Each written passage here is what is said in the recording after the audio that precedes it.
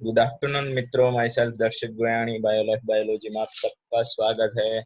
आज हम chapter number 3 के अंदर टॉपिक नंबर 3 लास्ट लेक्चर में हमने male reproductive system and female reproductive system देखा। उसके अंदर अब आगे हम पढ़ने वाले हैं कि किस तरह से जो गैमेट्स बनने की जो प्रोसेस हो, नेक्स्ट हमारा स्टेप है गैमेटोजेनेसिस। किस तरह से जो गैमेट्स बनते हैं उसके बारे में बात करनी है। कौन कौन से हार्मोन वर्क करते हैं टेस्टिस के अंदर, ओवरीज के अंदर, वो सब हमें आज बात करनी है। तो आइए चलते हैं नेक्स्ट लेक्चर के अंदर। स्टार्ट करने वाले हैं गैमेटोजेनेसिस। चैप्टर नंबर 3 का टॉपिक है, उसमें 3.3 नंबर का टॉपिक है गैमेटोजेनेसिस। उसके अंदर फर्स्ट ऑफ हम स्टार्ट करेंगे मेल गैमेटोजेनेसिस, मतलब कि मेल के अंदर जो गैमेट्स बनने की पूरी प्रोसेस वो किस तरह से होती है। बहुत इजी प्रोसेस है। आई होप कि आपको ये समझ में आने वाला है। बहुत इंटरेस्टिंग भी टॉपिक है कि किस तरह से जो हमारे स्पर्म है वो बनते हैं, उसके बारे में बात कर ले। तो हम थियरी देखने से पहले हमारी जो ओवरव्यू है हमारा टॉपिक का वो देख लेते हैं। मैं आपको बता दूं कि जब हमने टेस्टिस का जो स्ट्रक्चर देखा था, टेस्टिस का स्ट्रक्चर देखा था, तो कुछ इस तरह से था। मैं यहाँ पे ड्रॉ कर रहा हूँ, यस, कुछ इस तरह से उसका स्ट्रक्चर था। उसका हमने 3D व्यू देखा था। उसके अंदर सेमीफिरस ट्यूब्यूल्स आते हैं, बहुत सारे लोब्स प्रेजेंट है, इस तरह के बहुत सारे लोब प्रेजेंट थे। यहाँ पे मैं ड्रॉ कर रहा हूँ, आप देख सकते हैं बहुत सारे ऐसे लोब प्रेजेंट थे। उसके अंदर सेमीफेरस ट्यूब्यूल्स, बहुत सारी सेमीफेरस ट्यूब्यूल्स प्रेजेंट थी। उसके बाद उसके आगे की ट्यूब्यूल्स, लाइक मैं आपको बता दूं कौन कौन सी ट्यूब्यूल्स हमने देखी थी।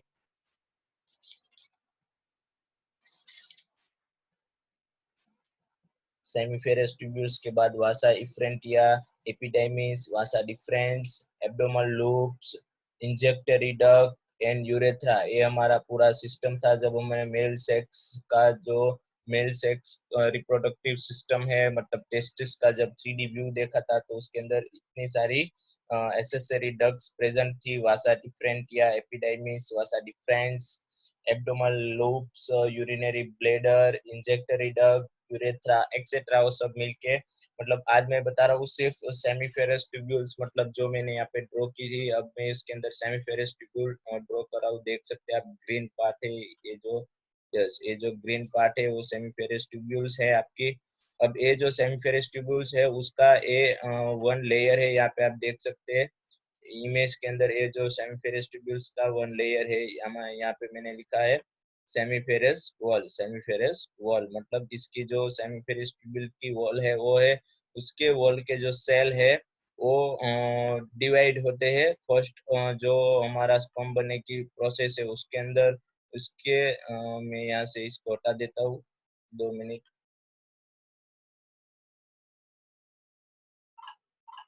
ओके, ये जो स्पर्मेटो सेमीफेरस वॉल है हमारी, जो ये जो मैंने ग्रीन की है ये ट्यूब्यूल्स है, और ये सेमीफेरस ट्यूब्यूल्स की जो वॉल है वो यहाँ पे ड्रॉ की गई है। अब ये सेमीफेरस ट्यूब्यूल्स की जो वॉल होती है वो वॉल मल्टीप्लाई होती है। उसके जो सेल होते हैं आप यहाँ पे देख सकते हैं। मैं कलर चेंज करके आपको हाईलाइट करता हूँ।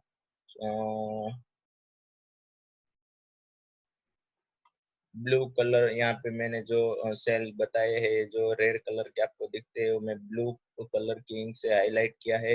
ये जो सेल है वो मल्टीप्लाई होते हैं help of division method, mitotic division की हेल्प से फर्स्ट ऑफ ए मल्टीप्लाई होते हैं। आपको याद रखना है, हमने यहाँ तक तो यही देखा है, पढ़ा है कि सेल डिवीजन की अगर स्पर्मेटोजेनेसिस मतलब मेल गेमेट्स और फीमेल गेमेट्स बनने की प्रोसेस है, उसके अंदर मियोसिस होता है। लेकिन फर्स्ट जो स्टेप है स्पर्म बनने का, उसके अंदर जो सेमीफेरस वॉल के जो सेल है वो डिवाइड होते हैं, माइटोटिकली डिवाइड होते हैं, मतलब 1:2 सेल बनते हैं। उसके बाद ये जो फर्स्ट लेयर बना है आप देख सकते हैं यहाँ पे, ये जो फर्स्ट लेयर बना है उसको हमने नाम दिया है प्राइमरी स्पर्मेटोसाइट। उसको हम नाम दिया है प्राइमरी स्पर्मेटोसाइट। यानी सेमीफेरस ट्यूब्यूल्स के जो सेल है वो सेल माइटोटिक डिवीजन होके प्राइमरी स्पर्मेटोसाइट। अब ये प्राइमरी स्पर्मेटोसाइट्स के पास कितने क्रोमोसोम है इसकी बात करें तो उसके पास 46 नंबर ऑफ क्रोमोसोम, मतलब 46 नंबर ऑफ क्रोमोसोम प्रेजेंट होते हैं। ये जो प्राइमरी सेल बने हैं ये किस में से बने हैं, सेमीफेरस ट्यूब्यूल्स की जो है इसमें से। उसके बाद ये जो प्राइमरी स्पर्मेटोसाइट से ये जो सेल है, इसका अब जो प्राइमरी स्पर्मेटोसाइट सेल है उसका अब हम मियोसिस होने वाला है, मतलब इसका अब यहाँ पे मियोसिस होगा, मतलब इस सेल का मियोसिस होगा। अब इसके अंदर जो क्रोमोसोम नंबर थे वो कितने हो जाते हैं, आधे हो जाते हैं, मतलब इक्वल हो जाते हैं दोनों सेल के अंदर, इक्वल इक्वल। तो 23 नंबर मतलब ए टू बी सेकेंडरी स्पर्मेटोसाइट होगा, तो जितने भी सेकेंडरी स्पर्मेटोसाइट होंगे उसके अंदर 23 नंबर ऑफ क्रोमोसोम होंगे, और जितने प्राइमरी स्पर्मेटोसाइट हो गए उसके अंदर 46 हो गए। और प्राइमरी स्पर्मेटोसाइट सेमीफेरस वॉल के अंदर से प्रोड्यूस होता है। उसके बाद सेकेंडरी स्पर्मेटोसाइट, उसके बाद यहाँ पे जो हमारी मेल गेमेटोजेनेसिस की प्रोसेस है उसको दो पार्ट में डिवाइड किया गया है। स्पर्मेटोजेनेसिस मतलब स्पर्म बनने की जो पूरी प्रोसेस है वो, और स्पर्मियोजेनेसिस मतलब जो स्पर्म सेल, मतलब ये प्राइमरी स्पर्मेटोसाइट और सेकेंडरी स्पर्मेटोसाइट जो बनते हैं, वो सारी प्रोसेस हम यहाँ पे स्पर्मेटोजेनेसिस के अंदर लेनी है। मतलब जो स्पर्म सेल बनने के लिए जो ईयरली प्रोसेस होती है वो यहाँ पर मैंने दिखाया है। 46 to 23 जो chromosomal number primary and secondary spermatocyte बनते हैं वो प्रोसेस। और सेकंड प्रोसेस है हमारे स्पर्मियोजेनेसिस। स्पर्मियोजेनेसिस मतलब सेकेंडरी स्पर्मेटोसाइट के अंदर अगेन अगेन मियोसिस होगा, सेकेंडरी स्पर्मेटोसाइट के अंदर अगेन मियोसिस होगा और स्पर्मिएट बनेंगे। स्पर्मिएट मतलब स्पर्म सेल बनने लगेगी, आप यहाँ पे देख सकते हैं स्पर्मिएट बनने वाले हैं। और स्पर्मिएट में से अगेन स्पर्मेटोजोआ मतलब स्पर्म बनने वाले हैं। तो उस प्रोसेस को हमने, ये जो सारी प्रोसेस है उसको हमने नाम दिया स्पर्मियोजेनेसिस। मतलब मेल गेमेट्स बनने की जो प्रोसेस है उसको दो पार्ट में डिवाइड किया गया है। फर्स्ट है स्पर्मेटोजेनेसिस, मतलब प्राइमरी और सेकेंडरी स्पर्मेटोसाइट बनते हैं। उसके बाद स्पर्मिट एंड स्पर्मेटोजुआ और स्पर्म, वो जो पूरी प्रोसेस है वहां से जो पूरी प्रोसेस है उसको हम डिवाइड करके स्पर्मियोजेनेसिस के अंदर ट्रांसफर करते हैं। मतलब ये जो येलो पार्ट है यहाँ पे आप देख सकते हैं, इतना जो येलो पार्ट है वो येलो पार्ट किसके अंदर आता है, स्पर्मियोजेनेसिस के अंदर। और जो ब्लूइश पार्ट है वो किसके अंदर आता है, स्पर्मेटोजेनेसिस के अंदर। किसके अंदर आता है, स्पर्मेटोजेनेसिस के। तो आई होप कि आपको ये पूरी जो प्रोसेस हो समझ में आ गई। बस इतना ही इसके अंदर गेमेटोजेनेसिस की प्रोसेस के अंदर इतना ही कि जो सेमीफेरस वॉल है उसके जो स्पर्मेटो उसके जो सेल है वो डिवाइड होते हैं, और डिवाइड होने के बाद कौन सा डिवीजन मेथड यूज होती है, माइटोटिक डिवीजन मेथड होती है। और जो प्राइमरी स्पर्मेटोसाइट होते हैं उसके पास 46 नंबर ऑफ क्रोमोसोम होते हैं। सेकेंडरी स्पर्मेटोसाइट होता है उसके पास 23 नंबर ऑफ क्रोमोसोम होते हैं। और उसके बाद सेकेंडरी स्पर्मेटोसाइट में से स्पर्मेटाइड बनते हैं, मतलब उसके अंदर जो डिवीजन होता है वो मियोसिस होता है। उसके बाद आफ्टर सेकेंड टाइम मियोसिस होने की वजह से स्पर्मेटोजुआ स्पर्म्स बनते हैं, आप देख सकते हैं। उसके बाद सेरोटिल सेल है, उसका जो फंक्शन है वो तो आपको पता ही है कि सेरोटिल सेल के जो प्लाज्मा है उसके पास बहुत सारा न्यूट्रिशन होगा। तो ये जो सेरोटिल सेल है उसके पास से जो हमारा स्पर्म है वो न्यूट्रिशन ले रहा है, ऐसा भी आप यहाँ पे देख सकते हैं। तो आई होप कि स्पर्मेटोजेनेसिस मतलब गेमेटोजेनेसिस इन मेल मतलब स्पर्मेटोजेनेसिस स्पर्म बनने की पूरी जो प्रोसेस हो आपको समझ में आ गई है। तो आइए चलते हैं नेक्स्ट, इस ये जो पूरी थियरी है वो एक बार हम देख लेते हैं। The primary sex organ the testis in the male and ovary in the female produce gametes. मतलब जो प्राइमरी सेक्स ऑर्गन है टेस्टिस वो मेल के अंदर है और ओवरी वो फीमेल के अंदर है, उसके अंदर से प्रोड्यूस होने वाले हैं gametes like male gametes and female gametes. Sperm is a male gametes and ovum is a female gametes respectively by the process called is a gametogenesis. मतलब जो स्पर्म बनने की जो प्रोसेस है उसको हमने नाम दिया है गेमेटोजेनेसिस। मतलब स्पर्म मतलब जो गैमेट्स बनने की प्रोसेस है स्पर्म और ओव्यूम मेल और फीमेल के अंदर, तो उनको रिस्पेक्टिवली दोनों को साथ में हम नाम दे सकते हैं गेमेटोजेनेसिस मतलब गैमेट्स बनने की process. In testis the immature male gamete cell मतलब spermatogenia produce sperm by spermatogenesis that begin a puberty. puberty मतलब अगर आपका जो एल्डर एज का जो मेल होता है उसकी एल्डर एज के अंदर, मतलब वो एल्डर एज के अंदर एंटर होने की जो एज है उसको हम प्यूबेरिटी बोलते हैं। मतलब जो स्पर्मेटोजेनेसिस की प्रोसेस है वो कब स्टार्ट होती है, जब मेल होता है वो 18 प्लस मतलब सॉरी एल्डर हो जाता है 14 प्लस, वो अपनी यौवन एज में पहुंचता है। एक मतलब एक एज होती है जिस जिस दौरान मेल गेमेट्स बनने की प्रोसेस स्टार्ट होती है, तब जो मेल गेमेट्स बनते हैं मेल के अंदर तो उसको हमने नाम दिया spermatogenesis. The spermatogonia single spermatogonium मतलब एक ही स्पर्मेटोजेनियम में present on the inside wall of seminiferous tubule multiply by the mitotic division and increase the number. मैंने बोला था सेमीफेरस ट्यूब्यूल्स के अंदर माइटोटिक डिवीजन होने की वजह से फर्स्ट प्राइमरी स्पर्मेटोसाइट बनते हैं। आप देख सकते हैं इस spermatogonium is diploid and contain 46 number of chromosomes.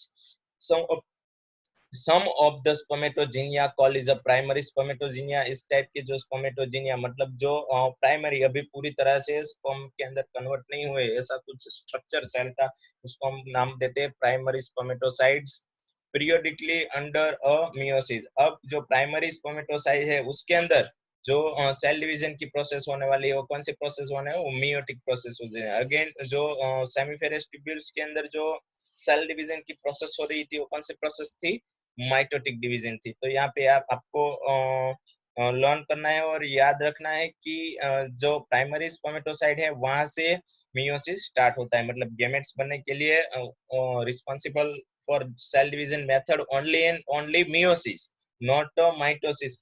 But जो स्पर्मेटो जो सेमीफेरस वॉल के जो सेल है उसको मल्टीप्लाई करने के लिए सिर्फ कौन सी प्रोसेस यूज होती है, माइटोटिक डिवीजन यूज होती है। ओके उसके बाद हम देखने वाले हैं primary spermatocyte periodically under a meiosis. A primary spermatocyte complete the first mitotic division reduction division leading to formation of two equal haploid cell called is a secondary spermatocyte। यहाँ पे मैंने B नाम दिया है, आप देख सकते हैं। यहाँ पे मैं आपको एनोटेट करके दिखाता हूँ मैं कहाँ पे किसकी बात कर रहा हूँ।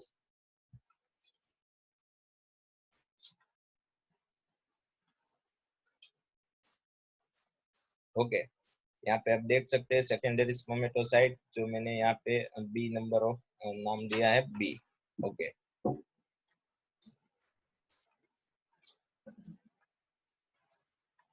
यहाँ पे secondary spermatocyte which only have 23 number of chromosome. क्यों? क्योंकि उसके अंदर मियोटिक होता है। मियोटिक होने की वजह से जो उसके अंदर जो क्रोमोसोम थे वो आधे आधे हो गए ईच सेल के अंदर, मतलब इक्वल हो गए। तो सेकेंडरी स्पर्मेटोसाइट मतलब हमें पता ही है कि अगर हम बात करें फ्यूचर चाइल्ड के अंदर जो क्रोमोसोम नंबर ऑफ जो आने वाले हैं, मतलब कितने क्रोमोसोम मेल गेमेट्स के अंदर से आते हैं और कितने क्रोमोसोम फीमेल के अंदर आते हैं, 23 मतलब ओव्यूम के पास भी 23 होते हैं और स्पर्म के पास भी 23 नंबर ऑफ क्रोमोसोम प्रेजेंट होते हैं। तो यहाँ पे आपको इस आइडिया पता चल गया होगा कि जो 46 था प्राइमरी स्पर्मेटोसाइट्स और सेकेंडरी स्पर्मेटोसाइट्स के अंदर 23 हो गया, इक्वल हो गया। which have only 23 chromosome each. The secondary spermatocyte under the second meiotic division. उसके बाद again meiotic division the produce for equal haploid spermatids. फिर से उसके अंदर मियोटिक डिवीजन होता है, मतलब सेकेंडरी स्पर्मेटोसाइट्स के अंदर, और जो बनता है उसको क्या नाम दिया है, स्पर्मिटाइड्स। उसको हमने नाम दिया है स्पर्मिटाइड्स। उसके पास भी 23 नंबर ऑफ क्रोमोसोम प्रेजेंट होते हैं। Would be number of chromosome in the spermatids. आपको पता है कि 23 रहेंगे क्योंकि उसके अंदर भी इक्वल डिवीजन होता है, मियोटिक डिवीजन होता है। मियोटिक डिवीजन होने की वजह से उसके अंदर नंबर ऑफ क्रोमोसोम की जो पेयर है वो सेम होती है। What would be the number of chromosome in the spermatid? Okay spermatids are transformed into spermatozoa sperm by the process called is spermiogenesis। spermatids में यहाँ पे येलो कलर का यहाँ पे जो मैंने राउंड किया है स्पर्मिटाइड्स फिगर के अंदर, तो स्पर्मिटाइड जो स्पर्मेटोजुआ मतलब स्पर्म के अंदर जो कन्वर्ट होते हैं उस प्रोसेस को हम बोलते हैं स्पर्मियोजेनेसिस। मतलब दो प्रोसेस, स्पर्मिटोजेनेसिस और स्पर्मियोजेनेसिस। स्पर्म बनने की प्रोसेस स्पर्मियोजेनेसिस और मेल गेमेट्स बनने की जो प्रोसेस है उसको हमने नाम दिया है स्पर्मेटोजेनेसिस। आई होप के gametogenesis in male reproductive system in human ये बहुत इजी है, आपको समझ में आ गया है। After spermiogenesis sperm lead had become enabled in the serotyl cell and finally released from the semiferous tubule। The process is a spermiation। serotyl cell होते हैं जिसका फंक्शन है ओके ये जो सेमीफेरस वॉल है वो सेरोटिल सेल भी प्रोड्यूस करते हैं। और सेरोटिल सेल है उसका क्या काम है, सेरोटिल सेल का वर्क है nutrition provide to each gametes and its sperm cell and is alive for its nutrition use। So I can explain this gametogenesis in male gametogenesis process in human। I hope all students are satisfied for this topic। बहुत easy है topic है, आपको याद रखने में भी easy रहेगा। आइए नेक्स्ट देखते हैं function of hormone in male gametogenesis। Yes अब मैं आपको बताऊं कि अगर मेल है, मेल के अंदर जो पूरा ह्यूमन बींग मतलब जो मेल ह्यूमन है वो एल्डर एज का हो गया, मतलब 14 प्लस हो गया, उसकी एज 14 साल से ज्यादा हो गई है, तो स्पर्म बनने की जो प्रोसेस वो स्टार्ट होने वाली है। तो किस तरह से स्टार्ट होगी, कौन कौन से हार्मोन इसके लिए रिस्पॉन्सिबल है, तो ये मोस्ट इंटरेस्टिंग प्रोसेस है। हमने 11th के अंदर चैप्टर नंबर 22 के अंदर हमारी जो ब्रेन के अंदर जो पिट्यूटरी ग्लैंड आती है उसके अंदर से जो हार्मोन रिलीज होते हैं वो हार्मोन होते हैं LH and FSH also start the spermatogenesis process and stimulate process like androgens secrete androgen hormone etcetera. ये सारी बात की गई। तो यहाँ पे मैं आपको बता दूं, spermatogenesis start at the age of puberty due to significant increase in the secretion of gonadotropin releasing hormone GnRH। हम 11th के अंदर पढ़ गए हैं कि GnRH हार्मोन जब सिक्रेट होगा तभी, मतलब जब प्यूबरिटी एज हो जाएगी, मतलब एक 14 साल से ज्यादा 14 साल हो जाएगी जब कोई मेल के, तो उसके अंदर ये जो GnRH है वो सिक्रेट होना स्टार्ट हो जाएगा। और इसकी वजह से this if you recall is a hypothalamic hormone. ये जो GnRH है हाइपोथैलेमिक हार्मोन है, हमारी हाइपोथैलेमिक ग्लैंड जो ब्रेन के अंदर प्रेजेंट होती है उसके अंदर प्रेजेंट होता है। तो यहाँ पे आप देख सकते हैं hypothalamic hormone. The increase level of GnRH, अगर GnRH मतलब गोनाडोट्रोपिन रिलीजिंग हार्मोन का जो लेवल है वो इंक्रीज हो गया, then act as anterior pituitary gland. वो जो GnRH है वो किसके साथ एक्ट हो जाता है, पिट्यूटरी ग्लैंड के। अगर हाइपोथैलेमस में से जो हार्मोन रिलीज होता है वो हार्मोन पिट्यूटरी ग्लैंड के जो एंटीरियर पार्ट है उसके साथ एक्ट हो जाता है और ये पिट्यूटरी ग्लैंड को स्टिम्युलेट करता है, मतलब उसको एक्टिव करता है। एक्टिव होने की वजह से टू टाइप्स और हार्मोन रिलीज होते हैं, gonadotropin luteinizing hormone LH and follicle stimulate hormone FSH। ये दो टाइप्स के hormone are release and LH act as a Leydig cell जो stimulate the synthesis and secretion of androgen. आपको पता है कि लीडिंग सेल टेस्टिस के अंदर प्रेजेंट होते हैं, जो LH होता है वो लीडिंग सेल के साथ बाइंड हो जाता है and LH act as a leading cell and stimulate synthesis and secretion of androgen. Androgen in the turn stimulate the process of spermatogenesis. Androgen in the turn stimulate the process of spermatogenesis. जो androgen है वो बाद में start करता है spermatogenesis की process. मतलब ये पूरा बहुत मोस्ट इंटरेस्टिंग है। और FSH है वो सेरोटिल सेल एंड स्टिमुलेट, मतलब FSH का वर्क है सेरोटिल सेल बनाना, LH का वर्क है एंड्रोजन को एक्टिव करके स्पर्मेटोजेनेसिस प्रोसेस को स्टार्ट करना। Secretion of the some factor which help in the process of spermiogenesis. बहुत सारे दूसरे भी फैक्टर होते हैं जो स्पर्मियोजेनेसिस की प्रोसेस को स्टार्ट करते हैं। आइए उसको इजी लैंग्वेज में हम समझना चाहिए तो यहाँ पे मैंने आपको दिया गया है, बहुत इजी है। यस, ये स्पर्मेटोजेनेसिस की प्रोसेस है, आप देख सकते हैं। तो यहाँ पे सेमीफेरस ट्यूब्यूल सेल है, तो उसको मल्टीप्लाई बाय माइटोटिक डिवीजन, दो सेल नए बनते हैं।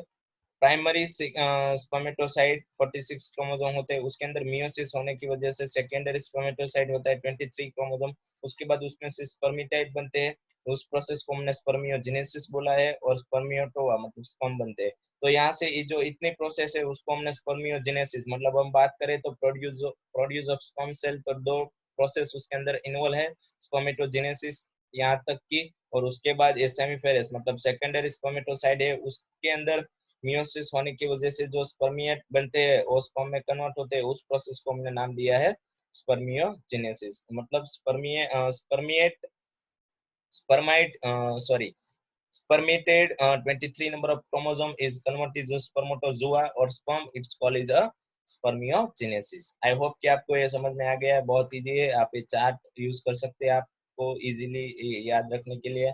नेक्स्ट हम देखते हैं जो हार्मोन का जो पूरा फंक्शन था वो देखने वाले हैं। तो GnRH, हमारा जो GnRH है वो हार्मोन हाइपोथैलेमिक ग्लैंड के अंदर से रिलीज होता है। GnRH हमारा जो हाइपोथैलेमिक ग्लैंड है उसके अंदर से रिलीज होता है। रिलीज होने के बाद जो हमारा गोनेडोट्रोपिन रिलीजिंग हार्मोन है गोनाडोट्रोपिन जो रिलीजिंग हार्मोन है वो हाइपोथैलेमस ग्लैंड से रिलीज होता है और ये इंक्रीज होता है, मतलब जीएनआरएस इंक्रीज होने की वजह से इंटीरियर पिट्यूटरी ग्लैंड है उसके साथ जॉइंट हो जाता है, इंटीरियर पार्ट होता है पिट्यूटरी ग्लैंड के अंदर, उसके साथ ये जॉइंट हो जाता है, उसके साथ ये जॉइंट होने की वजह से पिट्यूटरी ग्लैंड के साथ ये जॉइंट होने की वजह से जो गोनाडोट्रोपिन है उसके दो टाइप्स के हार्मोन रिलीज करता है, एलएच एंड एफएसएच। एलएच होता है वो लीडिंग सेल को लीड करता है और स्पर्मेटोजेनेसिस की प्रोसेस को स्टार्ट करता है, और एफएसएच है वो सेरोटिल सेल के साथ एक्ट होता है और सेरोटिल सेल बनाता है। तो ये जो सेरोटिल सेल है secretion of some factor which help in the process of spermiogenesis, spermiogenesis की प्रोसेस में हेल्प करते हैं जो हमारे सेरोटिल सेल है, न्यूट्रिशन प्रोवाइड करते हैं, start the process of spermatogenesis. ये हमारे जो लीडिंग सेल है, लीडिंग सेल मतलब किसके सेल, सेमीफेरस सेमीफेरस ट्यूब्यूल्स के जो सेल वॉल थे उसके साथ ये एलएच बाइंड होगा, और तब ये जो सेमीफेरस ट्यूब्यूल्स के जो सेल थे वो वो जो सारे सेल थे वो माइटोटिकली डिवाइड होने लगेंगे, और माइटोटिकली डिवाइड होने की वजह से प्राइमरी स्पर्मेटोसाइट और सेकेंडरी स्पर्मेटोसाइट बनते हैं, मतलब पूरी प्रोसेस स्टार्ट होती है। तो ये पूरी मतलब आफ्टर ये जब हार्मोन रिलीज होते हैं तभी ये स्पर्म बनने की प्रोसेस स्टार्ट होती है, और ये एल्डर एज में मतलब आफ्टर 14 ईयर अगर कोई मेल है उसकी 14 साल हो गए हैं, मतलब 13 साल पूरे हो गए हैं, तो 14 साल के अंदर स्पर्मेटोजेनेसिस प्रोसेस स्टार्ट हो जाती है, स्पर्म बनने स्टार्ट हो जाते हैं। आई होप कि आपको ये समझ में आ रहा है। नेक्स्ट हम देखते हैं स्पर्म का structure, structure of the sperm, किस टाइप का स्पर्म का स्ट्रक्चर होता है। तो let's examine the secretion of sperm, किस तरह से जो स्ट्रक्चर होता है, जो examine the structure of the sperm, sperm का जो स्ट्रक्चर है वो हमें देखना है। इट इज अ माइक्रोस्कोपिक, पहले मैं आपको बता दूं कि माइक्रोस्कोप के अंदर देखता है, उसके अंदर फर्स्ट हमारा पार्ट होता है हेड है, उसके बाद ये जो इतना पार्ट है स्पर्म का और नेक है, उसके बाद ये मिडल पार्ट है, जो इतना पार्ट है वो मिडल पार्ट है, उसके बाद ये उसकी टेल है। टेल मतलब आप लाइक उंदर के पास जैसी टेल होती है इसी तरह की इसके पास भी टेल प्रेजेंट है। तो बहुत इजी है, स्ट्रक्चर ऑफ स्पर्म भी 2-3 बार एग्जाम में पूछा गया है, इसकी फिगर भी बहुत बार पूछी गई है, सारे पार्ट्स आपको याद रखने जरूरी है। ओके, ये हमारी टेल है।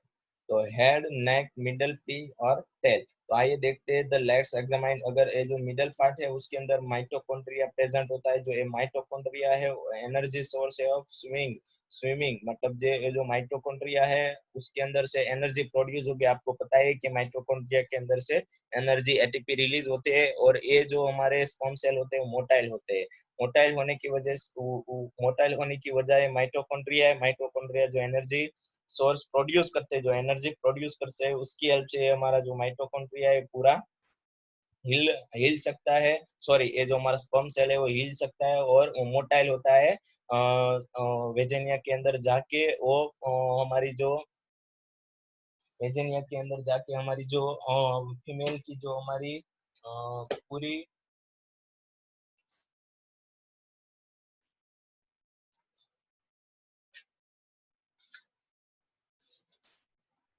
फेलोपियन ट्यूब होते हैं फीमेल के अंदर, जो फेलोपियन ट्यूब के अंदर जो फेलोपियन फीमेल के अंदर फेलोपियन ट्यूब्स के अंदर जो ओव्यूल प्रेजेंट है उसको जाके फर्टिलाइज करता है, क्योंकि वो मोटाइल होता है, वहां तक पहुंचने के लिए उसको एनर्जी चाहिए, और एनर्जी माइटोकॉन्ड्रिया के अंदर से मिलती है, और वो मिडल पीस के अंदर प्रेजेंट होता है। उसके बाद नेक है, उसका हेड है, हेड के पास आगे वाला जो पार्ट है हेयर का उसको प्लाज्मा मेम्ब्रेन, उसके बाद एक्ट्रोसम, उसके बाद हमारा nucleus containing chromosomal material present होता है। तो आइए देखते हैं, let's examine the sperm. It is a microscopic structure compose of a head, neck and middle piece and tail. अब प्लाज्मा मेम्ब्रेन एंड मैं पहले हेड की बात करने वाला हूँ। अब plasma membrane involve the wall the plasma membrane in envelopes the wall body of the sperm। जो प्लाज्मा मेम्ब्रेन है वो पूरी बॉडी है स्पर्म की उसको एनवेलप करती है।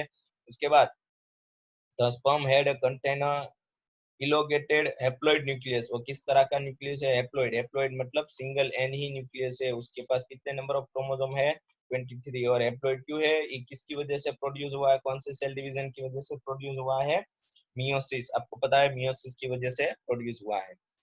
The anterior portion of which is covered by a cap-like structure is a called is a acrosome. Anterior portion हो के आगे का जो portion है वो cap जैसा हो उसको हम नाम दिया है acrosome. उसको हम नाम दिया है acrosome. The acrosome is a filled with the enzyme that help the fertilization of the ovule. जो एक्रोजोम होता है उसके पास एंजाइम होते हैं. ये जब हमारे जो ओव्यूम है उसके पास पहुंच जाता है स्पर्म सेल, तो ये हम अगर जब फर्टिलाइजेशन की प्रोसेस देखने वाले हैं तब एक्रोजोम का फंक्शन आने वाला है. याद रखना है उसके पास एंजाइम होते हैं. किस टाइप के एंजाइम होते हैं वो हम फर्टिलाइजेशन के अंदर देखने वाले एंजाइम होते हैं वो रिलीज होते हैं और फर्टिलाइजेशन की प्रोसेस में हेल्प करते हैं. तो मिडल पी प्रोसेस तीसरा, ए बी और सी तीसरा pass. The process the number of mitochondria, number of the mitochondria, uh, numerous mitochondria which produce energy from the movement of the tail that is the facility to sperm motile essential for the fertilization. जो tail है उसकी जो movement होती है हिल सकती है, वो किसकी वजह से हिल सकती है? माइटोकॉन्ड्रिया की वजह से हिल सकती है. Okay, the human male injected about 200 to 300 million sperm during the courteous of which for the normal fertility. अगर नॉर्मल फर्टिलिटी ह्यूमन है, फर्टिलाइज ह्यूमन है, उसके अंदर 200 से 300 मिलियन स्पर्म प्रेजेंट होते हैं. At least 60% sperm must have a normal shape size and a lead 40% of must show vigorous vigorous motile. 40% होता है बहुत ज्यादा मोटाइल होते हैं और दौड़ते हैं बहुत स्पीड से, उसकी मूवमेंट बहुत ज्यादा होती है. 60% की होती है और नॉर्मल साइज और नॉर्मल मूवमेंट होते हैं, मतलब ये पूरे मोटाइल होते हैं. और आपको मैं बता दूं कि 200 टू 300 मिलियन स्पर्म क्यों होते हैं इतने सारे. और ओव्यूम तो हमारा मंथ में फीमेल के अंदर एक ही बनता है. जो एक हमारा ओवरी है वो एक मंथ के दौरान एक ही ओव्यूम रिलीज करता है. तो इसका रीजन ये है कि जब हम पढ़ने वाले हैं, जब मैं आपको बात कर दूं कि जब भी स्पर्मेटोजेनेसिस होता है, मतलब ये जो पूरी प्रोसेस होती है स्पर्मेटोजेनेसिस, तब स्पर्म सेल बहुत ज्यादा बनते हैं क्योंकि ये जो स्पर्म सेल है उसको एंटर होता है, मतलब ह्यूमन के अंदर जो फर्टिलाइजेशन प्रोसेस है वो किस टाइप के, जो मेल के अंदर जो फर्टिलाइजेशन की प्रोसेस है वो किस टाइप की है आपको पता है. आप चैप्टर नंबर 1 के अंदर फर्टिलाइजेशन की प्रोसेस आपने हमने देखा था कि प्री फर्टिलाइजेशन यूएल, उसके बाद गेमेट ट्रांसफर, उसके बाद एम्ब्रियोजेनेसिस, जाइगोट और फर्टिलाइजेशन. तो फर्टिलाइजेशन के अंदर हमने पढ़ा था दो टाइप के फर्टिलाइजेशन होते हैं, एक्सटर्नल फर्टिलाइजेशन और इंटरनल फर्टिलाइजेशन. तो ह्यूमन बीइंग के अंदर इंटरनल फर्टिलाइजेशन होता है. इंटरनल फर्टिलाइजेशन मींस कि जो फीमेल की बॉडी के अंदर ओव्यूम प्रेजेंट होता है वहां वहां वहां पे हमारा स्पर्म मेल गेमेट जाता है और फर्टिलाइज करता है, मतलब अंदर जाता है.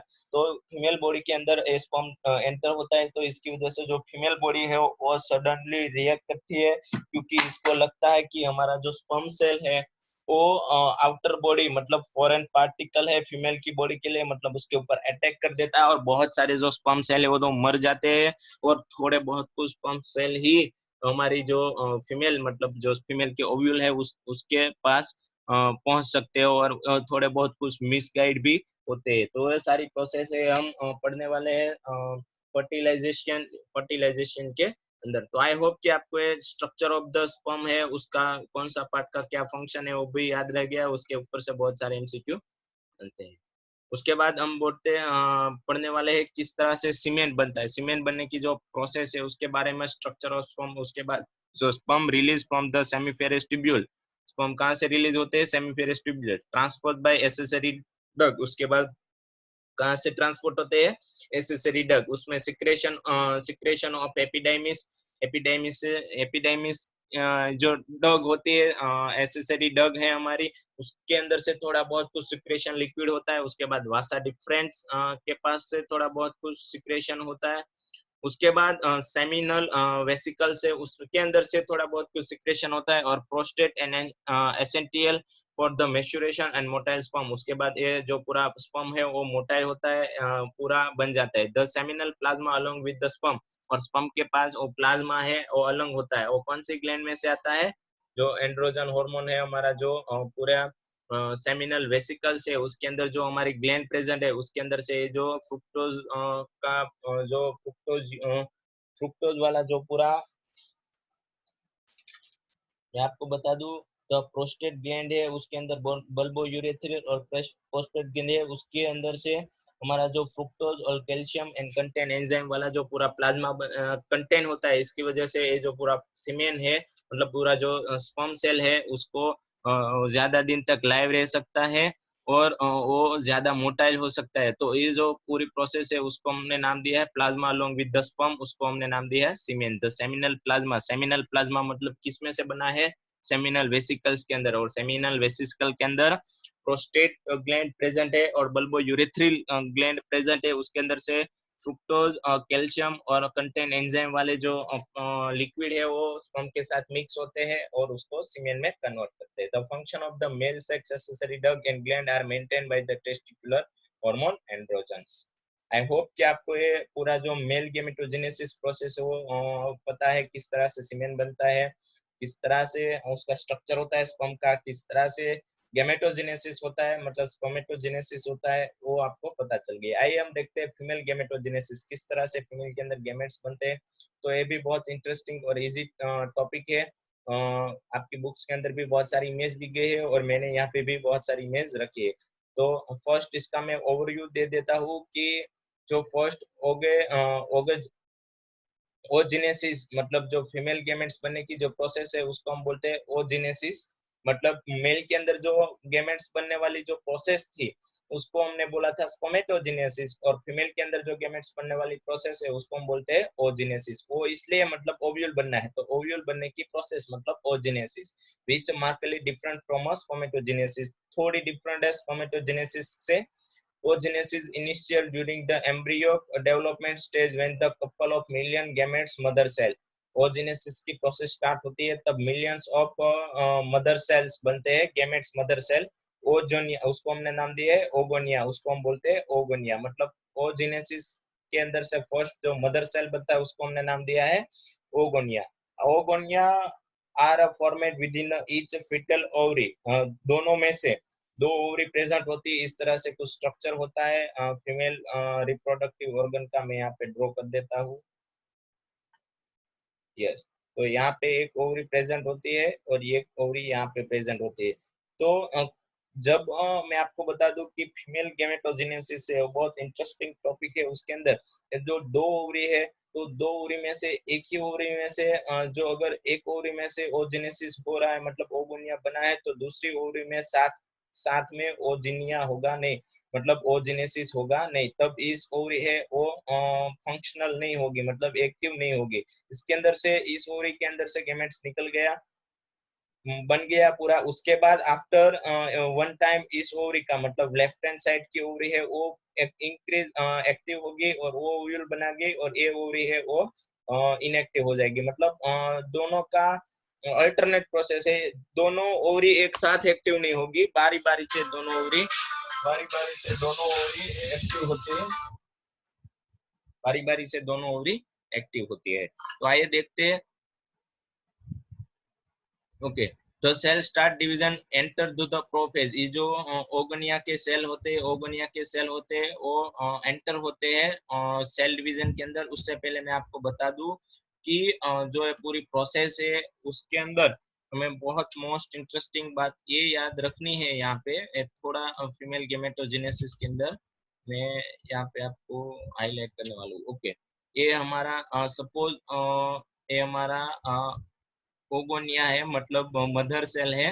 वो मदर सेल है, फर्स्ट डिवाइड होता है, फर्स्ट जो डिवीजन होता है उसके अंदर वो जो फर्स्ट डिवीजन मेथड है, मतलब फर्स्ट जो डिवीजन है वो किस टाइप का डिवीजन है आपको मैं आपको बता दूं कि फर्स्ट जो डिवीजन होता है वो माइटोसिस होता है। उसके अंदर जैसा स्पर्म सेल के अंदर हमारी सेमीफेरस ट्यूब्यूल्स के सेल वॉल के अंदर जो माइटोसिस होने की वजह से जो प्राइमरी स्पर्मेटोसाइट बनते हैं, इसी तरह ओगोनिया के जो सेल है मदर सेल है उसके अंदर माइटोसिस होता है, और माइटोसिस होता है और मदर सेल मतलब सेल मतलब इसके नंबर है वो इंक्रीज होते हैं, मदर सेल के नंबर्स होते हैं वो इंक्रीज होते हैं। इस तरह से दो मदर सेल बन जाते हैं। अब आगे जो प्रोसेस होने वाली है, ये जो मतलब ये फर्स्ट स्टेज कौन सा होता है? माइटोसिस। फर्स्ट स्टेज माइटोसिस होता है। उसके बाद जो भी आगे प्रोसेस होने वाली है वो सारी प्रोसेस मियोसिस ही होगी, सारी प्रोसेस मियोटिक और मियोसिस ही होने वाली है। तो यहाँ हमारी बुक में सीधा ही बताया गया है कि जो हमारा मदर सेल है वो प्रोफेज 1 के अंदर एंटर होता है मियोटिक डिवीजन के लिए। मियोटिक डिवीजन का जो प्रोफेज 1 होता है उसके अंदर एंटर हो जाता है and get temporary arrest the at the arrest the stage, और इसके इस स्टेज के अंदर रुक जाता है। और माइटो उसके बाद ये जो यहाँ पे जो ये आपने मैंने बताया कि ओजेनेसिस ओगोनिया है, उसके अंदर माइटोसिस होने की वजह से दो सेल कन्वर्ट होते हैं प्राइमरी सॉरी दो मदर सेल बनते हैं, और वो मदर सेल है उसके अंदर मियोटिक डिवीजन होता है, मतलब मियोटिक डिवीजन होता है। मियोटिक डिवीजन होने की वजह से यहाँ पे मैं लिख देता हूँ, yes, meiotic division, yes, meiotic division होने की वजह से ये जो सेल है उसका ट्रांसफर होता है प्राइमरी ओसाइट्स के अंदर। किस ये जो नया सेल बनता है मियोटिक डिवीजन की वजह से वो हमारा बनता है primary oocyte. Each primary oocyte then get surround by a layer, उसके बाद ये जो प्राइमरी ओसाइट है उसके ऊपर एक लेयर बन जाता है इस टाइप का। मैं यहाँ पे येलो कलर से जो बना रहा हूँ, एक टाइप का ऐसा सेल का लेयर बन जाता है। उस सेल के लेयर को हम प्राइमरी फॉलिक्स कहते हैं, प्राइमरी फॉलिक्स कहते हैं। और the large number of this follicles degenerate during the phase from the birth of puberty. अगर जब फीमेल प्यूबिटी के अंदर, मतलब फीमेल की फीमेल एल्डर एज की हो जाती है, जब उसके अंदर गेमेटोजेनेसिस स्टार्ट होता है, वो उस दौरान ये जो प्राइमरी फॉलिकल्स के बहुत सारे सेल्स होते हैं, प्राइमरी फॉलिकल्स के बहुत सारे सेल होते हैं, वो डीजनरेट होते हैं, और सिर्फ 6,000 टू 18,000 प्राइमरी फॉलिकल्स प्रेजेंट रहते हैं ईच ओवरी, मतलब एक ओवरी के अंदर 6,000 टू 18,000 प्राइमरी फॉलिकल्स प्रेजेंट रहते हैं। बाकी जब होते हैं वो मर जाते हैं। बाकी मेयोटिक डिवीजन से तो बहुत सारे बने हुए हैं, लेकिन उसमें से सिर्फ 6,000 टू 80,000 प्राइमरी फॉलिकल्स मर जाते हैं।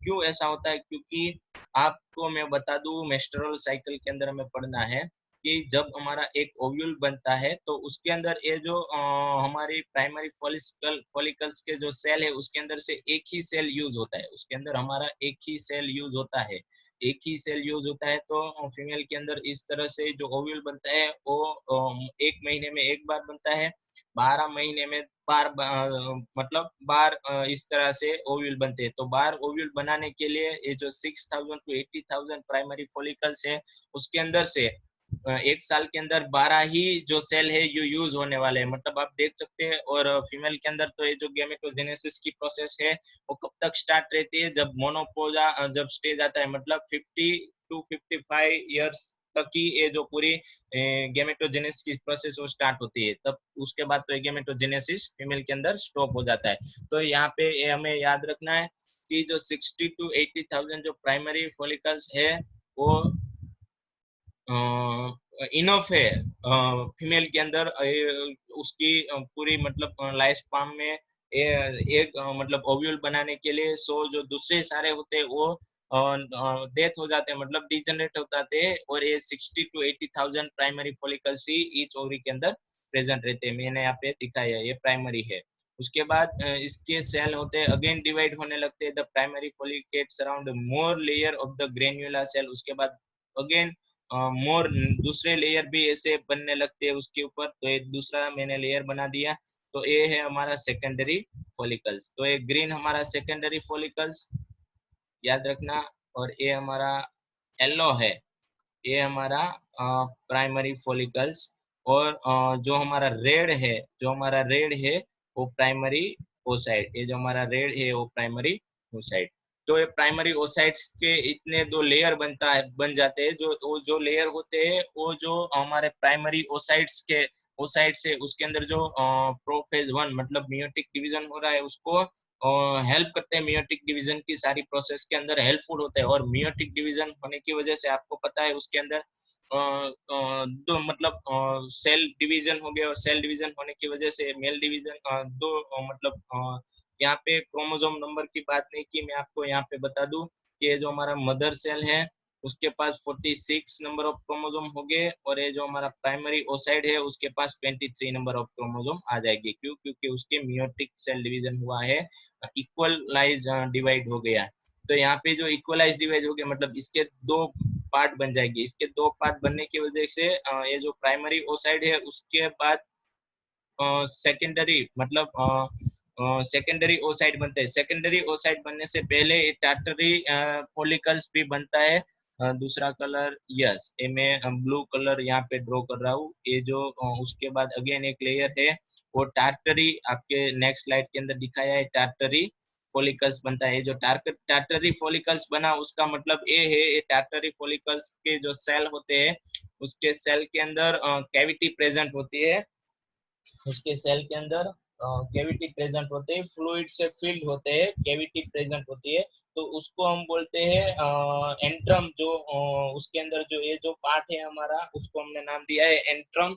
ये जो हमारा इतना यहाँ पे जो फ्लूइड प्रेजेंट होता है, यहाँ पे मैंने डार्क किया है, जो फ्लूइड प्रेजेंट है उसको हमने नाम दिया है एंट्रम। आप देख सकते हैं यहाँ पे, यस, ये जो पार्ट है जिसके अंदर फ्लूइड है टार्टरी फॉलिकल्स के अंदर, उसको हमने एंट्रम नाम दिया है। और ये जो हमारा टार्टरी फॉलिकल्स है वो ये बनता है तब हमारा जो पूरा प्राइमरी ओसाइट का जो सेल डिवीजन हो रहा था वो सेल डिवीजन कंप्लीट हो गया है। लेकिन ये जो सेल डिवीजन है वो इनरेगुलर टाइप का है। यहाँ पे मैं ड्रॉ करता हूँ इनरेगुलर टाइप का, अनइक्वल डिवीजन होता है। अनइक्वल मतलब आपको पता है कि मेयोटिक डिवीजन होने की वजह से 4 टाइप्स ऑफ सेल बनने वाले हैं, 1, 2, 3 और 4।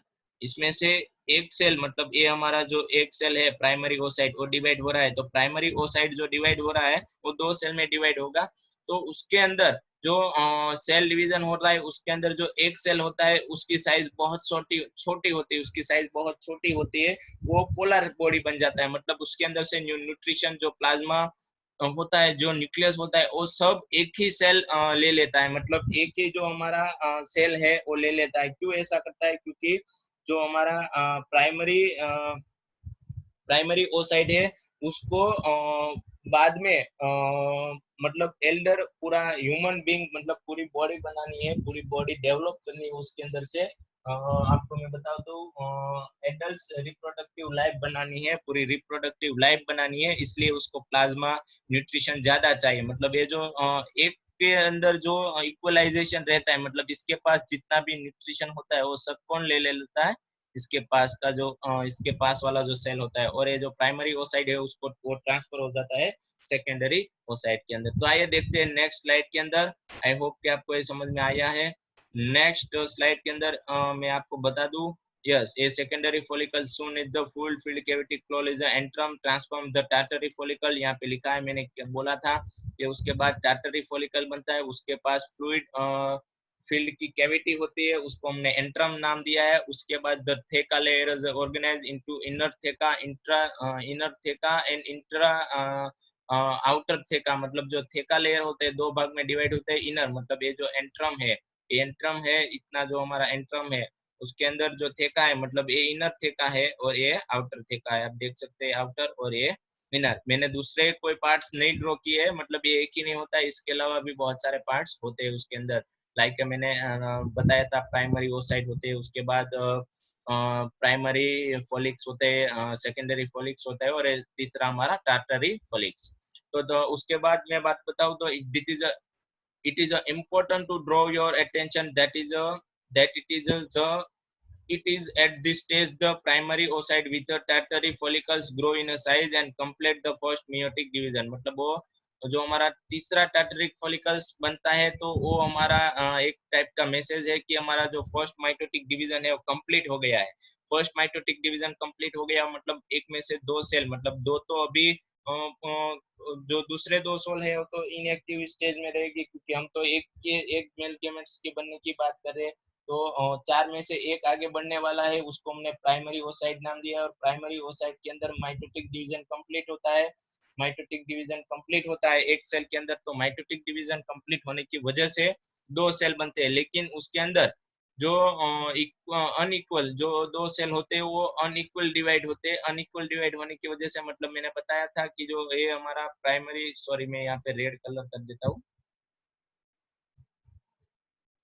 यस, ये हमारा जो प्राइमरी ओसाइट था वो अनइक्वल, मतलब एक बहुत छोटा डिवाइड होता है और एक बहुत बड़ा, मतलब एक इतना रहता है और एक इतना ही रहता है। इसके अंदर से जो न्यूट्रिशन था वो किसने ले लिया, इस सेल ने ले लिया, और इसको हमने नाम दिया secondary oocyte. It is unequal division resulting the formation of the large haploid secondary oocyte. Haploid होता है क्योंकि इसके अंदर भी कितने नंबर ऑफ क्रोमोसोम होते हैं, 23, और ये किसकी हेल्प से बना है, कौन सी डिवीजन की हेल्प से बना है, मियोटिक, मतलब माइटोटिक डिवीजन हेल्प की, मियोटिक डिवीजन, मियोटिक की हेल्प से ये पूरी प्रोसेस बनी हुई है, मतलब पूरी प्रोसेस हुई है। हमें पता है कि जो गैमेट्स फॉर्मेशन प्रोसेस है उसके अंदर मियोटिक ही होता है, चाहे प्लांट हो और मेल हो, एनिमल हो, जिसके भी अंदर सिर्फ जो मियोटिक सेल डिवीजन है उसको मियोटिक सेल डिवीजन प्रोसेस सिर्फ और सिर्फ किसमें हेल्पफुल होती है, गैमेट्स बनने के लिए, मतलब गैमेट्स बनने के लिए। और फर्स्ट जो मदर सेल बनने के लिए, मतलब मदर सेल की नंबर ऑफ इंक्रीज करना था, इसके लिए उसके अंदर क्या हुआ था, मदर सेल्स के जो नंबर्स है वो इंक्रीज करना था, इसके लिए उसके अंदर माइटोसिस हुआ था, मियोटिक हुआ नहीं था, मतलब मियोसिस हुआ नहीं था, उसके अंदर माइटोसिस हुआ था। तो आइए देखते हैं द फर्स्ट पोलर बॉडी, मतलब एक जो बनता है वो सेकेंडरी ओसाइट बनता है, जो हमारा है सेकेंडरी ओसाइट, और जो छोटा है उसको हमने नाम दिया है टीनी फर्स्ट पोलर बॉडी। आपको मैं यहाँ पे बता दूं, ये इमेज में तो आपको अच्छे से नहीं समझ में आएगा, फिर भी मैं आपको यहाँ पे बताने वाला हूँ। यस, ओके, यस, ये हमारा ओ साइड है, प्राइमरी ओ साइड है, आप देख सकते हैं। अब उसके अंदर सेल डिवीजन स्टार्ट होगा, सेकेंडरी ओवरियम फॉलिकल्स, मतलब इसके अराउंड प्राइमरी ओवरियम फॉलिकल्स और सेकेंडरी ओवियम जो है वो बनने लगेंगे। उसके बाद ये प्राइमरी ओवियम फॉलिकल्स है, उसके बाद टार्टरी बनता है, और देन आपका सब प्रोसेस हो जाती है। तब आपको ये सारी प्रोसेस अभी आपको नहीं याद रखनी है, सिर्फ हमें जो पूरी प्रोसेस है, मतलब यहाँ से स्टार्ट करना है। यस, इस यहाँ से आधा कर देता हूँ मैं। यस, यहाँ से स्टार्ट होती है, ये जो हमारे प्राइमरी ओव्यूल फॉलिकल्स है, जिसके अंदर प्राइमरी सेकेंडरी और टर्टियरी आते हैं, वो इकट्ठा होते हैं, और बीच में हमारा जो है सेकेंडरी ओसाइड है वो डायरेक्ट बन चुका है, ओसा दिखा रहा है, उसके बीच में जो प्रोसेस होती है नहीं दिखाया। उसके बाद उसके अंदर से ओसाइड रिलीज हो जाता है, मतलब एक जो मेन हमारा सेल हो रिजल्ट रिलीज होता है, और सेकेंडरी ओसाइड बाहर निकल जाता है, उसको हमने नाम दिया है ओव्यूल। आइए देखते हैं हमारी बुक के अंदर उसके बाद जो हमारा बाकी बच जाता है, जो ये पूरा लेयर, सेलों का लेयर, जिसके पास प्राइमरी सेकेंडरी और टार्टरी फॉलिकल्स थे, वो जो सारा सारा सेल जो सेल है, लेयर है, वो मेस्टेरॉल साइकिल में बाहर निकल जाता है। मेस्टेरॉल साइकिल के दौरान ह्यूमन बॉडी के बाहर निकल जाता है, मतलब फीमेल के अंदर हर महीने जो ब्लडी पार्ट निकलते हैं, सेल निकलते हैं, वो सब किसके होते हैं, इसके होते हैं। मतलब ये जो फॉलिकल्स, मतलब जो एंट्रम था, उसके बाद ये हमारे टार्टरी प्राइमरी और सेकेंडरी फॉलिकल्स थे, वो सब के जो सेल है, क्योंकि उसने सेकेंडरी ओसाइट को रिलीज कर दिया, जो बाकी जो बचा ये सेकेंडरी ओसाइट, यहाँ से जो हमारे फेलोपियन ट्यूब्स है, उसकी जो फेलोपियन ट्यूब्स की जो इथमस, उसके बाद उसकी जो एम्प्यूला और फिम्ब्रिस थे, वो सब उसको इकट्ठा कर लेते हैं, सेकेंडरी ओसाइट को फेलोपियन ट्यूब के अंदर डाल देते हैं। तो ये हमारा सेकेंडरी ओसाइट क्या है, हमारा ओव्यूल है, मतलब ये ओव्यूल बन गया, मतलब फीमेल गेमेटोजेनेसिस बन गया। तो इतनी प्रोसेस वहां तक की है, और ये जो आधी प्रोसेस है, आधी इमेज है, वो हमारी मेस्टरनल साइकिल के अंदर, फीमेल के अंदर हमें देखनी है। तो नेक्स्ट टॉपिक हमारा मेस्टरनल साइकिल ही है, लेकिन उससे पहले हम हमारी जो थोड़ी बहुत कुछ प्रोसेस, मतलब जो थियरी बाकी है वो देख लेते हैं एक बार। तो आइए मैं आपको बताता हूँ। Secondary oocyte retain bulk of the nutrition rich cytoplasm. अब सेकेंडरी ओसाइट के पास बहुत सारा साइटोप्लाज्म होता है of the primary oocyte. Primary oocyte की कंपैरिजन में सेकेंडरी के पास बहुत सारा बल्क न्यूट्रिशन और प्लाज्मा होता है। क्यों? क्योंकि उसके दौरान जो हमारा एक छोटा वाला सेल था ना, उसके पास से प्लाज्मा किसने ले लिया, ये जो बड़ा सेल थे उसने ले लिया। ये जो प्राइमरी ओसाइट था उसका सेल डिवीजन हुआ, तो एक छोटा बना एक बड़ा बना, तो इसका जो न्यूट्रिशन था इसने ले लिया और ये बड़ा हो गया।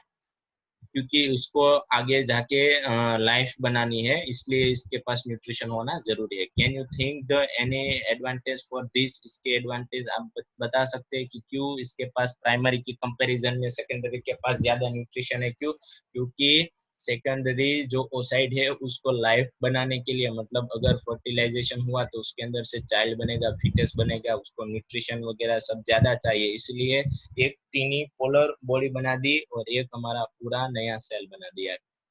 Does the first polar body born out the first meiotic division divide further degenerate? At the present, we are not very content about this. The Tartary follicle further change into the mature follicles or Graafian follicles. अब जो Tartary follicles है वो mature हो जाता है तो उसको हमने नाम दिया है ग्राफियन follicles। मतलब ये हमारी, मैं आपको बता दूं, ये मेच्योर हो गया है टार्टरी लेयर, तो ये ग्राफियन follicles उसको नाम दिया है। ये ग्राफियन फॉलिकल्स है। अब वो जो ग्राफियन फॉलिकल्स है उसके जो सेल है, आप देख सकते हैं ग्राफियन फॉलिकल्स के सेल है वो टूटने लगते हैं। मतलब the secondary oocyte from a new membrane called is zona pellucida. Zona pellucida, ये जो लेयर आप यहाँ पे देख सकते हैं इस तरह का, ये जोना पेल्यूडा है। मतलब ये टूटता है सराउंडिंग इट, मतलब ये सेकेंडरी, ये हमारा सेकेंडरी सेकेंडरी सेकेंडरी ओसाइड है। और सेकेंडरी ओसाइड है उसके सराउंडिंग एक और लेयर बनता है, उसको जेना जोना पेल्यूसिडा कहते हैं। Surrounding it the Graafian follicles now the rupture rupture, मतलब ये जो ग्राफियन फॉलिकल्स के जो सेल होते हैं रप्चर होते हैं, टूटने लगते हैं। और the secondary oocyte are release as a ovum from the ovary by the process called is ovulation. ये जो बाहर ओव्यूम निकलता है सेकेंडरी हमारा ओसाइट है वो बाहर निकलता है, वो हमारा एज अ ओव्यूम है और इस प्रोसेस को हमने नाम दिया है ovulation. Can you identify major difference between the spermatogenesis और ओजेनेसिस? यस, ओजेनेसिस और स्पर्मेटोजेनेसिस में मेजर डिफरेंस को आपको मैं बता दूं कि स्पर्मेटोजेनेसिस में बहुत सारे 200 to 300 millions of sperm cell बनते थे, और कंपैरिजन टू फीमेल ओजेनेसिस के अंदर सिर्फ एक ही ओव्यूम बनता है। तो मेजर डिफरेंट है डायग्रामिक रिप्रेजेंटेशन ऑफ स्पर्मेटोजेनेसिस और ओजेनेसिस इज बिलो। मतलब यहाँ पे दिया है, ये हमारी बुक का डायग्रामिक रिप्रेजेंटेशन है। मैं आपको बता दूं कि यहाँ पे इतना जो पार्ट है, इतना पार्ट है हमें मेस्टरन साइकिल्स में, मतलब ये जो बचा कुचा है ये ओव्यूम निकल गया, उसके बाद ये जो पार्ट बचा है उसको हमने कॉर्पस ल्यूटियम बोलते हैं, और एक कॉर्पस ल्यूटियम फीमेल बॉडी के बाहर निकलता है और उसको हमने नाम दिया मेस्टरनल साइकिल। अगर ये ओव्यूम फर्टिलाइज नहीं हुआ तो ये बाहर निकलने वाला है, तो ये सब हम देखने वाले हैं। तो आइए हम मेस्टरनल साइकिल देखने से पहले ये जो पूरी फीमेल फर्टिलाइजेशन की प्रोसेस है वो इजी लैंग्वेज में और बहुत इजी लैंग्वेज के अंदर याद रखते हैं। तो ओगोनिया 46 क्रोमोसोम, उसके अंदर फर्स्ट माइटोसिस होता है। मैंने बोला था हमारी बुक के अंदर एनसीईआरटी के अंदर ये नहीं दिया गया, लेकिन इसके अंदर माइटोसिस हो रहा है। उसके बाद ये जो गैमेट्स मदर सेल बनते हैं, वो जो गैमेट्स मदर सेल है वो प्रोफेज, मतलब प्रोफेज 1 मियोटिक का मियोसिस का जो प्रोफेज, मियोटिक का जो प्रोफेज होता है उसके अंदर एंटर होते हैं, उसकी वजह से प्राइमरी ओसाइट बनते हैं। प्राइमरी ओसाइट के सराउंडिंग लेयर बनता है, उसको हम प्राइमरी फॉलिकल्स बोलते हैं। ये जो फर्स्ट हमारा ब्लैक कलर का आपको यहाँ पे दिख रहा है वो हमारा प्राइमरी फॉलिकल्स है। ये जो प्यूबिटी, इन प्यूबिटी के अंदर 6,000 to 18,000 primary follicles present in each ovary. Each ovary के पास कितने सेल रहते हैं? 6,000 to 8,000। ऐसे बहुत सारे होते हैं, डिजनरेट हो जाते हैं। क्यों? क्योंकि हमें प्राइमरी फॉलिकल्स, मतलब ये जो हमारा प्राइमरी ओसाइड है उसको सेकेंडरी ओसाइड के अंदर ट्रांसफर करने के लिए सिर्फ एक ही ये जो सराउंडिंग लेयर है, एक ही उसका जो एक ही सेल हमारे एक ओव्यूम बनाने के लिए रिस्पॉन्सिबल होता है। मतलब हमें बहुत ज्यादा हर मंथ में एक ही ओव्यूम बनाना है, तो फीमेल के अंदर इतने सारे जो फॉलिकल्स, प्राइमरी फॉलिकल्स की जरूरत नहीं है, तो सारे डीजनरेट हो जाते हैं। सेकेंडरी फॉलिकल्स की बात करूँ तो ये जो हमारा रेड लाइन मैंने ड्रॉ किया है वो हमारा सेकेंडरी फॉलिकल्स अगेन लेयर बनता है। उसके बाद ये हमारा टेरिटरी, जो तीसरा ब्लैक दिख रहा है वो हमारा टेरिटरी फॉलिकल्स है, उसके पास फ्लूइड फील्ड कैविटी है। और ये जो टेरिटरी फॉलिकल्स बन गया, मतलब हमारा जो मियोटिक है वो कंप्लीट हो गया है, और प्राइमरी ओसाइट के अंदर जो मियोटिक का जो डिवीजन है वो कंप्लीट हो गया है। और जो फ्लूइड फील्ड कैविटी है टेरिटरी फॉलिकल्स की, उसके अंदर उसको हमने नाम दिया एंट्रम, मतलब इसके बाद जो जगह है जहाँ पे आप देख सकते हैं यहाँ पे मैं डार्क येलो करता हूँ तो ये हमारा एंट्रम है। उसके बाद जो एंट्रम की जो लेयर है, थेका का लेयर है, वो ये आउटर थेका, और उसके अंदर का जो लेयर है उसको हमने इनर थेका नाम दिया है। उसके बाद मैं बात करूँ कि अगर डिवीजन होता है, कंप्लीट हो गया है प्राइमरी ओसाइट का, मियोटिक डिवीजन कंप्लीट हो गया, तो आप देख सकते हैं ये हमारा प्राइमरी ओसाइड है। वो प्राइमरी ओसाइड का डिवीजन कंप्लीट होने की वजह से एक बनता है पूरा सेकेंडरी ओसाइड और एक फर्स्ट पोलर बॉडी बनता है।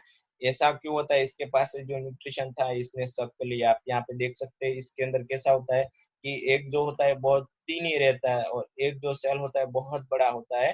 तो ये जो बहुत बड़ा है वो सेकेंडरी ओसाइड है, और इस टाइप के जो डिवीजन है उसको हमने नाम दिया है अनइक्वल सेल डिवीजन।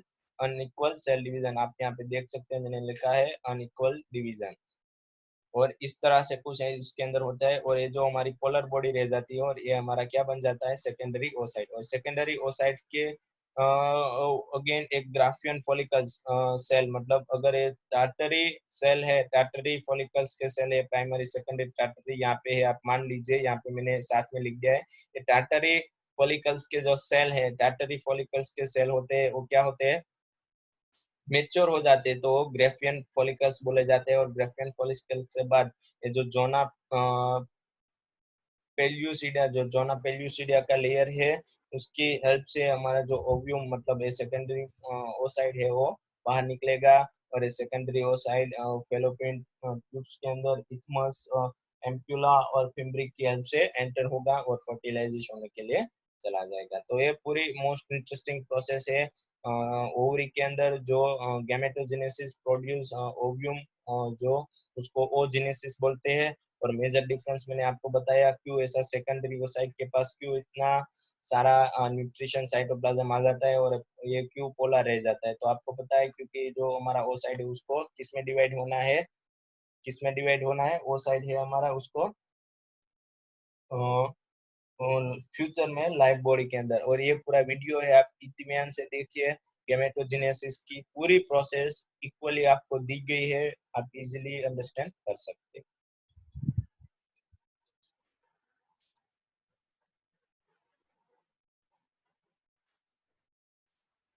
यहाँ पे टेस्टिस के अंदर जो स्पर्मेटोजेनेसिस होता है उसके बारे में फर्स्ट बात की गई है।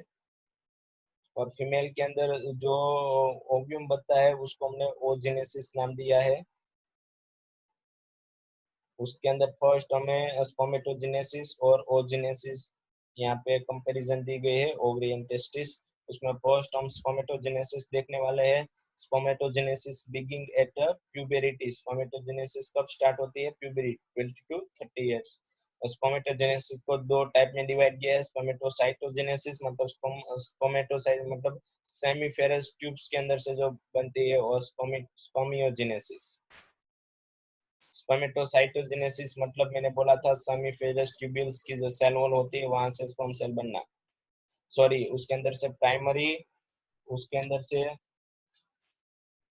प्राइमरी मेल जर्म सेल, मतलब जो हमारे प्राइमरी स्पर्मेटोसाइट बनते हैं वो देख सकते हैं किस तरह से डिवाइड होते हैं। माइटोटिकली डिवाइड और 46 क्रोमोसोम होते हैं। सेमीफेरस ट्यूब्यूल्स के सेल है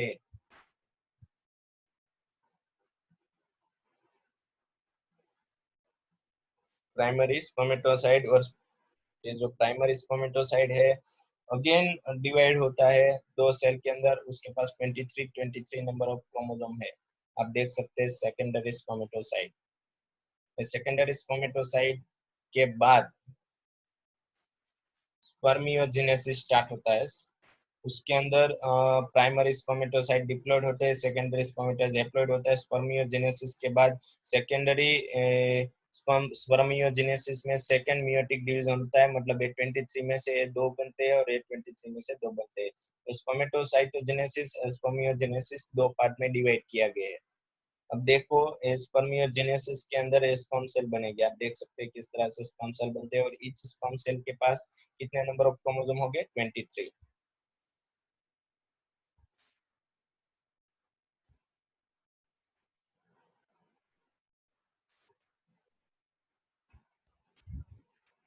Sertoli cell the seminiferous tubes, also seminiferous tube में से सेरोटिल सेल बनते हैं स्पर्म सेल के साथ साथ, जो उसको न्यूट्रिशन प्रोवाइड करने वाले हैं।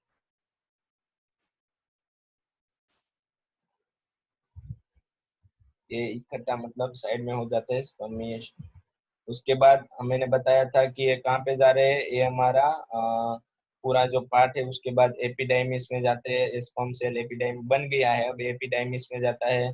उसके बाद आगे बढ़ता है, वो आपको दिखाने वाले हैं। पूरी इमेज आपको यहाँ पे दिख रही है, देखो आगे बढ़ता है, आगे बढ़ता है। ये इस ट्यूब में से वासा डिफेंस में जाता है, उसके बाद यूरेथ्रा में जाता है। उसके बाद आगे बढ़ने के बाद एक यहाँ से मतलब ये हमारा सेमिनल वेसिकल्स है, उसके वहाँ सेमिनल वेसिकल्स के पास स्टोर होता है। उसके बाद ये प्रोस्टेट ग्लैंड में से उसके साथ सीमेन एक्सेट्रा जो फ्लूइड है इकट्ठा होता है और स्पर्म सेल बाहर आता है। उसको हमने सीमेन नाम दिया है। इस टाइप का व्हाइटिश सीमेन होता है जिसके पास न्यूट्रिशन होता है और स्पर्म सेल मोटाइल रहते हैं। आप देख सकते हैं स्पर्म सेल किस तरह से इसके अंदर मोटाइल है, हिल सकते हैं। अब स्ट्रक्चर ऑफ स्पर्म सेल, एक स्पर्म सेल का स्ट्रक्चर देख सकते हैं आप। हमने जैसे प्लाज्मा मेम्ब्रेन है, उसके बाद उसके अंदर ये हेड है, ये हमारी नेक है, उसके बाद ये मिडल पी है और ये हमारी टेल है। ये सबसे ऊपर है उसको हमने नाम दिया है, उसके पास 23 नंबर ऑफ न्यूक्लियस प्रेजेंट होते हैं।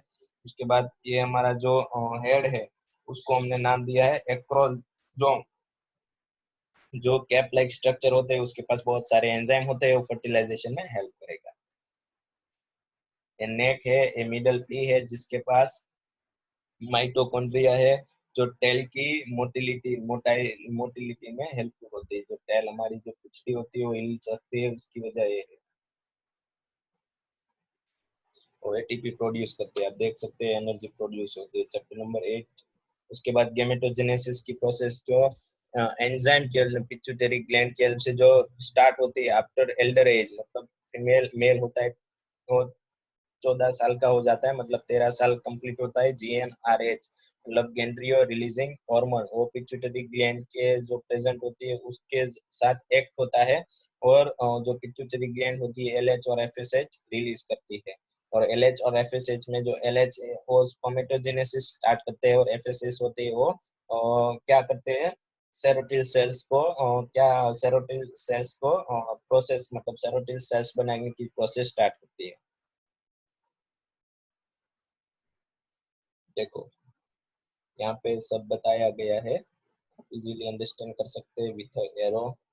ध्यान से देख सकते हैं पूरा वीडियो। ये स्पर्मेटोजेनेसिस है और ये ओजेनेसिस है।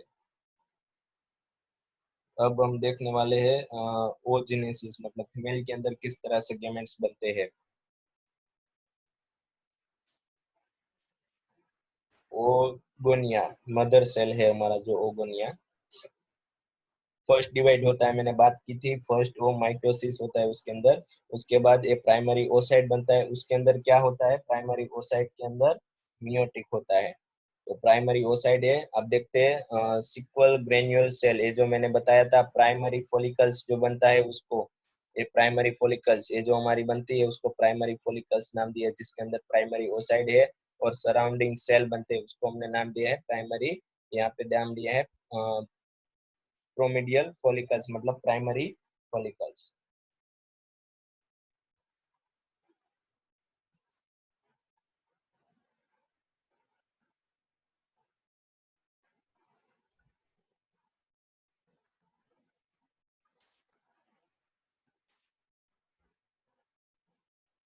7 लाख प्राइमरी ओसाइट प्रेजेंट होते हैं, उसमें से कितने बचते हैं, मैंने बताया था 60 to 80, मतलब प्राइमरी फोलिक साइड सिर्फ 4 लाख प्राइमरी ओसाइड मतलब एल्डर हो जाती है।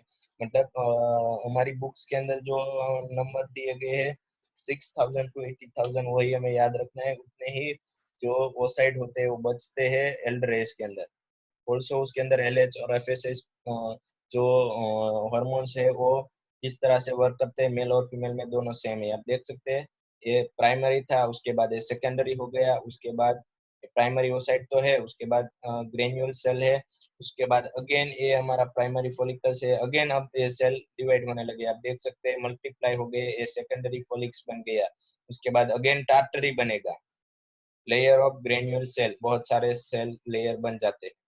फिर से बनने वाला है, जैसे मैंने इमेज के अंदर दिखाया था। ये थेका है, इनर थेका और आउटर थेका मैंने कहा था। थेका के इनर साइड और आउटर साइड ग्रेन्यूल सेल्स बन जाते हैं फिर से। और ये जो हमारा एंट्रम मतलब ये जो टार्टरी फॉलिकल्स है उसके अंदर जो कैविटी है जिसके अंदर फ्लूइड प्रेजेंट है उसको हमने नाम दिया था एंट्रम। बहुत इजी है, एक ही के अंदर ये सारे पार्ट लाइन टू लाइन बनते हैं। थेका आती है इंट्रा एंड एक्स्ट्रा, इनर और बाहर का, आप देख सकते हैं इनर और ये बाहर का। और टेटरी फॉलिकल्स है, उसके बाद ये टेटरी फॉलिकल्स है, देख सकते हैं यहाँ पे, यहाँ से इस तरह का कन्वर्जेशन हुआ है। और प्राइमरी ओसाइड मतलब प्राइमरी ओसाइड है और डिवाइड होता है दो पार्ट में। यहाँ पे हमारा जो फर्स्ट जो मियोटिक डिवीजन है कंप्लीट होता है तो पोलर बॉडी बनती है। और एक जो सेकेंडरी ओसाइड मतलब एक बड़ा होता है एक छोटा होता है। अब इसके पास से जो साइटोप्लाज्म है इसने सब कर लिया, सिर्फ साइटोप्लाज्म सब किया है, याद रखना। और ये बड़ा हो गया सेकेंडरी ओसाइड। और ये जो सेकेंडरी ओसाइड है वो हमारा मेच्योर होता है, आप देख सकते हैं, मैं आपको यहाँ पे यस मेच्योर होता है। और ग्रेनियल ये हमारा मेच्योर ग्रेनियल फॉलिकल्स बनता है, मेच्योर ग्रेनियल फॉलिकल्स बनता है। उसके बाद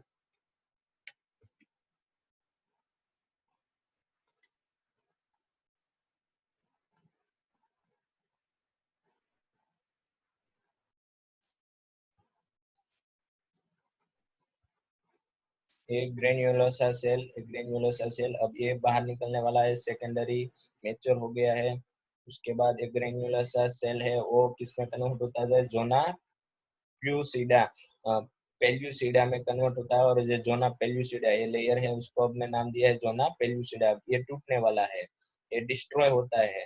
अब देख सकते हैं किस तरह से यहाँ पे डिस्ट्रॉय होता है, देखो डिस्ट्रॉय होके इसके अंदर से क्या रिलीज हो गया, हमारा सेकेंडरी ओसाइट था वो रिलीज हो गया। और ये किसने ओव्यूलेशन हो गया और इस प्रोसेस को हम नाम दिया है ओव्यूलेशन। और ये हमारी फेलोपियन ट्यूब है, फेलोपियन ट्यूब के अंदर जो हमारी इथमस थी, हमारी फिब्रेंस थी, उसने हेल्प की, उसके हेल्प के वो अंदर जा चुके हैं। अब ये चार्ट है हमारी बुक्स के अंदर भी दिए गए हैं, हम अच्छे से समझते हैं नेक्स्ट स्लाइड के अंदर आइए।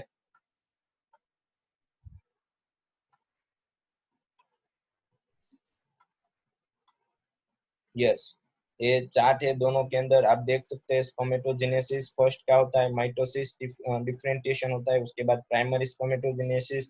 अब सब जगह मियोटिक डिवीजन ही होगा, फर्स्ट सेकंड और डिफरेंटिएशन स्पर्मेटोजेनेसिस। यहाँ तो ये 46 नंबर ऑफ क्रोमोसोम थे, यहाँ पे 23 और 23 हो गए। यहाँ पे भी ओजेनिया है, उसके अंदर फर्स्ट क्या होता है, माइटोसिस डिफरेंटिएशन होता है और प्राइमरी ओसाइट बनते हैं। प्राइमरी ओसाइट बनने के बाद प्राइमरी ओसाइट हमारा 46 नंबर ऑफ क्रोमोसोम होता है। उसके बाद जो फर्स्ट मियोटिक डिवीजन होता है, आप देख सकते हैं इसका ही एक ही सेल का फर्स्ट मियोटिक डिवीजन आगे में दिखाया गया है। तो फर्स्ट मियोटिक डिवीजन होता है तो उसके बाद उसके अंदर से जो सेकेंडरी ओसाइट बनते हैं उसके दौरान जो प्रोसेस आती है प्राइमरी सेकेंडरी और टर्टरी फॉलिकल्स, वो यहाँ पे नहीं लिखी गई है।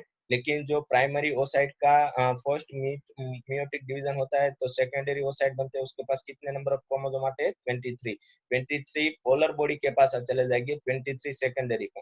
लेकिन ये पोलर बॉडी क्यों है कि इसके अंदर से जो साइटोप्लाज्म था इसने सेकेंडरी ओसाइट ने सक कर लिया। क्यों? क्योंकि इसको न्यूट्रिशन एडल्ट रिप्रोडक्टिव लाइफ बनाने के लिए इसको न्यूट्रिशन की ज्यादा जरूरत थी। और ये सेकेंडरी ओसाइट ओव्यूम के अंदर कन्वर्ट होता है। तो आपको यहाँ पे रखना है, जो छोटा वाला दिखाया है ये वन टाइप ऑफ सेल है लेकिन इसके पास न्यूट्रिशन नहीं है, मतलब ये पोलर बॉडी है, उसके पास इसकी जो 23 नंबर ऑफ क्रोमोसोम है वो तो है ही, ये 23 नंबर ऑफ क्रोमोसोम ये सेकेंडरी ओसाइट में नहीं चले जाते, क्योंकि अगर ऐसा होता तो ये 46 नंबर ऑफ क्रोमोसोम अगेन हो जाते हैं। लेकिन इसके पास सिर्फ 23 है, मतलब दोनों में प्रोसेस इक्वली है। लेकिन यहाँ पे जो स्पर्मेटो जीएसएस की प्रोसेस है उसमें वो उसके अंदर स्पर्म सेल बहुत ज्यादा बनते हैं। और यहाँ पे जो ओव्यूम है और सिर्फ एक मंथ में एक ही बनता है। तो ये चार्ट मोस्ट इम्पोर्टेंट है, फिगर में सिर्फ चार्ट भी पूछा जा चुका है कितनी बार। यहाँ पे क्रोमोसोम नंबर की जो इक्वेलेशन है वो भी आपको यहाँ पे बताइए। आई होप कि पूरा वीडियो देख के और पूरा जो मैंने अंडरस्टैंड करा हुआ है विद थियरी तो बहुत इंटरेस्टिंग है और आपको समझ में आ जाएगा। तो चलिए नेक्स्ट लेक्चर के अंदर हम मिलने वाले हैं मेस्टर्नल साइकिल के दौरान, उसके अंदर हम मेस्टर्नल साइकिल के दौरान हमें जो फीमेल फीमेल रिप्रोडक्शन सिस्टम मतलब ओवरी का पूरा स्ट्रक्चर याद होना चाहिए, और किस तरह से फीमेल गेमेटोजेनेसिस होता है वो हमें याद होना चाहिए। तो अगले लेक्चर में मिलते हैं।